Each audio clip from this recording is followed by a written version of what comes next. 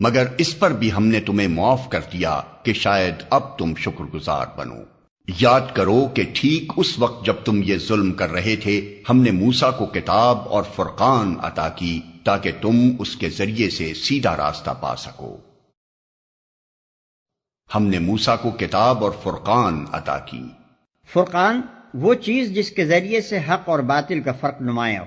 اردو میں اس کے مفہوم سے قریب تر لفظ کسوٹی ہے۔ یہاں فرقان سے مراد دین کا وہ علم اور فہم ہے جس سے آدمی حق اور باطل میں تمیز کرتا ہے۔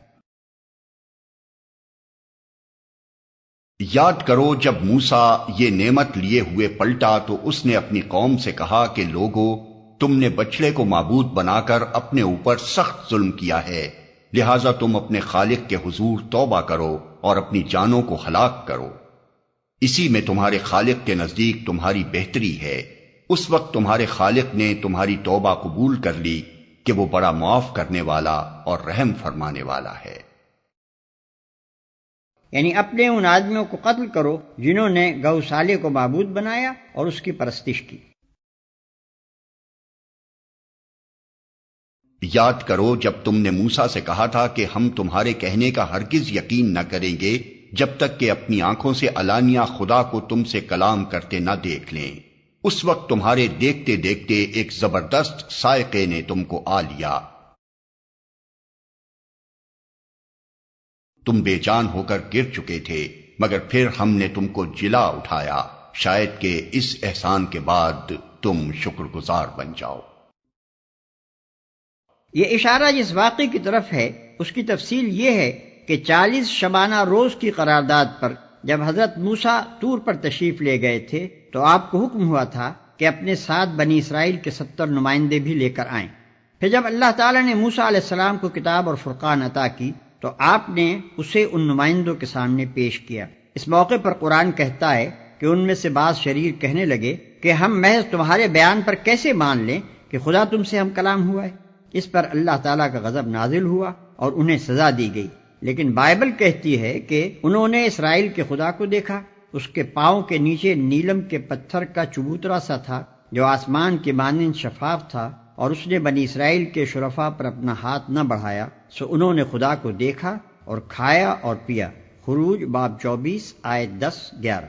لطف یہ ہے کہ اسی کتاب میں آگے چل کر لکھا ہے کہ جب حضرت موسیٰ علیہ السلام نے خدا سے عرض کیا کہ مجھے اپنا جلال دکھا دے تو اس نے فرمایا کہ تو مجھے نہیں دیکھ سکتا۔ دیکھو خروج باب 33 آیت 18-23۔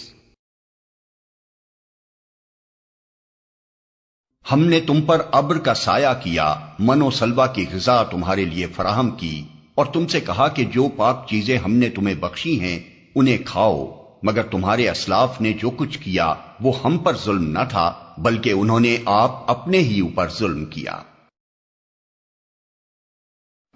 ہم نے تم پر ابر کا سایہ کیا، یعنی جزیرہ نما سینا میں جہاں دھوپ سے بچنے کے لیے کوئی جائے پناہ تمہیں میسر نہ تھی، ہم نے ابر سے تمہارے بچاؤ کا انتظام کیا۔ اس موقع پر خیال رہے کہ بنی اسرائیل لاکھوں کی تعداد میں مصر سے نکل کر آئے تھے، اور سینا کے علاقے میں مکانات کا تو کیا ذکر، سر چھپانے کے لیے ان کے پاس خیمے تک نہ تھے۔ اس زمانے میں اگر خدا کی طرف سے ایک مدت تک آسمان کو ابر آلود نہ رکھا جاتا تو یہ قوم دھوپ سے ہلاک ہو جاتی۔ من و سلوہ کی غذا تمہارے لیے فراہم کی۔ من اور سلوہ وہ قدرتی غذائیں تھیں جو اس مہاجرت کے زمانے میں ان لوگوں کو 40 برس تک مسلسل ملتی رہیں۔ من دھنیے کے بیج جیسی ایک چیز تھی جو اوس کی طرح گرتی اور زمین پر جم جاتی تھی، اور سلوہ بٹیر کی قسم کے پرندے تھے۔ خدا کے فضل سے ان کی اتنی کثرت تھی کہ ایک پوری کی پوری قوم محض انہی غذاؤں پر زندگی بسر کرتی رہی اور اسے فاقہ کشی کی مصیبت نہ اٹھانی پڑی۔ حالانکہ آج کسی نہایت متمدن ملک میں بھی اگر چند لاکھ مہاجر یکایک آ پڑیں تو ان کی خوراک کا انتظام مشکل ہو جاتا ہے۔ پھر یاد کرو جب ہم نے کہا تھا کہ یہ بستی جو تمہارے سامنے ہے اس میں داخل ہو جاؤ، اس کی پیداوار جس طرح چاہو مزے سے کھاؤ، مگر بستی کے دروازے میں سجدہ ریز ہوتے ہوئے داخل ہونا اور کہتے جانا حتۃ حتۃ، ہم تمہاری خطاؤں سے درگزر کریں گے اور نیکوکاروں کو مزید فضل و کرم سے نوازیں گے۔ یہ بستی، یہ ابھی تک تحقیق نہیں ہو سکا ہے کہ اس بستی سے مراد کون سی بستی ہے۔ جس سلسلہ واقعات میں یہ ذکر ہو رہا ہے وہ اس زمانے سے تعلق رکھتا ہے جبکہ بنی اسرائیل ابھی جزیرے نما سینا ہی میں تھے، لہذا اغلب یہ ہے کہ یہ اسی جزیرے نما کا کوئی شہر ہوگا، مگر یہ بھی ممکن ہے کہ اس سے مراد شتیم ہو جو یریحو کے بالمقابل دریائے اردن کے مشرقی کنارے پر آباد تھا۔ بائبل کا بیان ہے کہ اس شہر کو بنی اسرائیل نے حضرت موسیٰ کی زندگی کے اخیر زمانے میں فتح کیا اور وہاں بڑی بدکاریاں کی، جن کے نتیجے میں خدا نے ان پر وبا بھیجی اور 24,000 آدمی ہلاک کر دیے۔ حتتن حتتن، یعنی حکم یہ تھا کہ جابر و ظالم فاتحوں کی طرح اکڑتے ہوئے نہ گھسنا، بلکہ خدا ترسوں کی طرح منکسرانہ شان سے داخل ہونا، جیسے محمد صلی اللہ علیہ وسلم فتح مکہ کے موقع پر مکہ میں داخل ہوئے۔ اور حتتن کے دو مطلب ہو سکتے ہیں، ایک یہ کہ خدا سے اپنی خطاؤں کی معافی مانگتے ہوئے جانا، دوسرے یہ کہ لوٹ مار اور قتل عام کے بجائے بستی کے باشندوں میں درگزر اور عام معافی کا اعلان کرتے جانا۔ مگر جو بات کہی گئی تھی ظالموں نے اسے بدل کر کچھ اور کر دیا۔ آخر کار ہم نے ظلم کرنے والوں پر آسمان سے عذاب نازل کیا، یہ سزا تھی ان نافرمانیوں کی جو وہ کر رہے تھے۔ یاد کرو جب موسیٰ نے اپنی قوم کے لیے پانی کی دعا کی تو ہم نے کہا کہ فلاں چٹان پر اپنا عصا مارو، چنانچہ اس سے 12 چشمے پھوٹ نکلے، اور ہر قبیلے نے جان لیا کہ کون سی جگہ اس کے پانی لینے کی ہے۔ اس وقت یہ ہدایت کر دی گئی تھی کہ اللہ کا دیا ہوا رزق کھاؤ پیو اور زمین میں فساد نہ پھیلاتے پھرو۔ یاد کرو جب تم نے کہا تھا کہ اے موسیٰ ہم ایک ہی طرح کے کھانے پر صبر نہیں کر سکتے، اپنے رب سے دعا کرو کہ ہمارے لیے زمین کی پیداوار، ساگ، ترکاری، کھیرا، ککڑی، گیہوں، لہسن، پیاز، دال وغیرہ پیدا کرے۔ تو موسیٰ نے کہا کیا ایک بہتر چیز کی بجائے تم ادنا درجے کی چیزیں لینا چاہتے ہو؟ اچھا کسی شہری آبادی میں جا رہو، جو کچھ تم مانگتے ہو وہاں مل جائے گا۔ آخر کار نوبت یہاں تک پہنچی کہ ذلت و خواری اور پستی اور بدحالی ان پر مسلط ہو گئی اور وہ اللہ کے غضب میں گر گئے۔ یہ نتیجہ تھا اس کا کہ وہ اللہ کی آیات سے کفر کرنے لگے اور پیغمبروں کو ناحق قتل کرنے لگے۔ یہ نتیجہ تھا ان کی نافرمانیوں کا اور اس بات کا کہ وہ حدود شرع سے نکل جاتے تھے۔ چنانچہ اس سے 12 چشمے پھوٹ نکلے۔ وہ چٹان اب تک جزیرہ نما سینا میں موجود ہے، سیاح اسے جا کر دیکھتے ہیں اور چشموں کے شگاف اس میں اب بھی پائے جاتے ہیں۔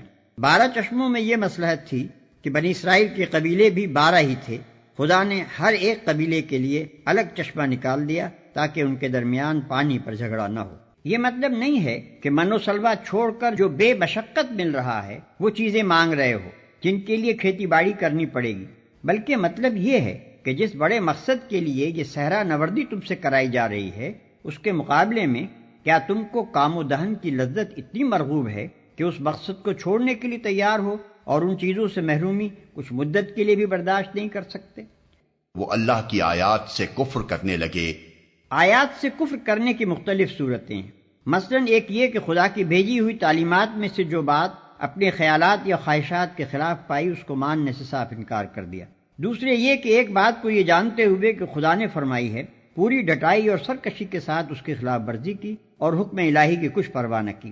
تیسرے یہ کہ ارشاد الہی کے مطلب و مفہوم کو اچھی طرح جاننے اور سمجھنے کے باوجود اپنی خواہش کے مطابق اسے بدل ڈالا۔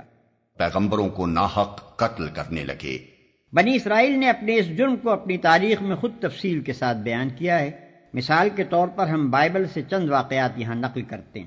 1، حضرت سلیمان علیہ السلام کے بعد جب بنی اسرائیل کی سلطنت تقسیم ہو کر 2 ریاستوں یروشلم کی دولت یہودیہ اور سامریہ کی دولت اسرائیل میں بٹ گئی تو ان میں باہم لڑائیوں کا سلسلہ شروع ہوا اور نوبت یہاں تک آئی کہ یہودیہ کی ریاست نے اپنے ہی بھائیوں کے خلاف دمشق کی آرامی سلطنت سے مدد مانگی۔ اس پر خدا کے حکم سے حنانی نبی نے یہودیہ کے فرمانروا آسا کو سخت تنبیہ کی، مگر آسا نے اس تنبیہ کو قبول کرنے کے بجائے خدا کے پیغمبر کو جیل بھیج دیا۔ 2، حضرت ایلیا علیہ السلام نے جب بال کی پرستش پر یہودیوں کو ملامت کی اور اثر نو توحید کی دعوت کا سور پھونکنا شروع کیا تو تو سامریہ کا اسرائیلی بادشاہ اخی اب اپنی مشرک بیوی کی خاطر ہاتھ دھو کر ان کی جان کے پیچھے پڑ گیا، حتیٰ کہ انہیں جزیرہ نمائے سینا کے پہاڑوں میں پناہ لینی پڑی۔ اس موقع پر جو دعا حضرت الیاس نے مانگی ہے اس کے الفاظ یہ ہیں: بنی اسرائیل نے تیرے عہد کو ترک کیا، تیرے نبیوں کو تلوار سے قتل کیا، اور ایک میں ہی اکیلا بچا ہوں، سو وہ میری جان لینے کے در پہ ہیں۔ 1 سلاطین باب 19 آیت 1-10۔ 3۔ ایک اور نبی حضرت میکایہ کو اسی اخی اب نے حق گوئی کے جرم میں جیل بھیجا اور حکم دیا کہ اس شخص کو مصیبت کی روٹی کھلانا اور مصیبت کا پانی پلانا۔ سلاطین باب 22 آیت 26 اور 27۔ 4۔ پھر جب یہودیہ کی ریاست میں علانیہ بت پرستی اور بدکاری ہونے لگی اور زکریا نبی نے اس کے خلاف آواز بلند کی تو شاہ یہودا یواس کے حکم سے انہیں عین ہیکل سلیمانی میں مقدس اور قربان گاہ کے درمیان سنگسار کر دیا گیا۔ 2 تواریخ باب 24 آیت 21۔ 5۔ اس کے بعد جب سامریہ کی اسرائیلی ریاست آشوریوں کے ہاتھوں ختم ہو چکی اور یروشلم کی یہودی ریاست کے سر پر تباہی کا طوفان تلا کھڑا تھا تو یرمیاہ نبی اپنی قوم کے زوال پر ماتم کرنے اٹھے اور کوچے کوچے انہوں نے پکارنا شروع کیا کہ سنبھل جاؤ ورنہ تمہارا انجام سامریہ سے بھی بدتر ہوگا۔ مگر قوم کی طرف سے جو جواب ملا وہ یہ تھا کہ ہر طرف سے ان پر لعنت اور پھٹکار کی بارش ہوئی، پیٹے گئے، قید کیے گئے، رسی سے باندھ کر کیچڑ بھرے حوض میں لٹکا دیے گئے تاکہ بھوک اور پیاس سے وہیں سوکھ سوکھ کر مر جائیں، اور ان پر الزام لگایا گیا کہ وہ قوم کے غدار ہیں، بیرونی دشمنوں سے ملے ہوئے ہیں۔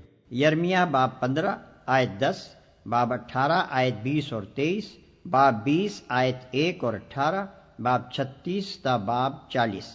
6۔ ایک اور نبی حضرت آموس کے متعلق لکھا ہے کہ جب انہوں نے سامریہ کی اسرائیلی ریاست کو اس کی گمراہیوں اور بدکاریوں پر ٹوکا اور ان حرکات کے برے انجام سے خبردار کیا تو انہیں نوٹس دیا گیا کہ ملک سے نکل جاؤ اور باہر جا کر نبوت کرو۔ آموس باب 7 آیت 10 اور 13۔ 7۔ حضرت یحییٰ یوحنا علیہ السلام نے جب ان بد اخلاقیوں کے خلاف آواز اٹھائی جو یہودیہ کے فرما روا ہیرودیس کے دربار میں کھلم کھلا ہو رہی تھیں تو پہلے وہ قید کیے گئے، پھر بادشاہ نے اپنی معشوقہ کی فرمائش پر قوم کے اس صالح ترین آدمی کا سر قلم کر کے ایک تھال میں رکھ کر اس کی نظر کر دیا۔ مرقس باب 6 آیت 17 اور 29۔ 8۔ آخر میں حضرت عیسیٰ علیہ السلام پر بنی اسرائیل کے علماء اور سرداران قوم کا غصہ بھڑکا، کیونکہ وہ انہیں ان کے گناہوں اور ان کی ریاکاریوں پر ٹوکتے تھے اور ایمان و راستی کی تلقین کرتے تھے۔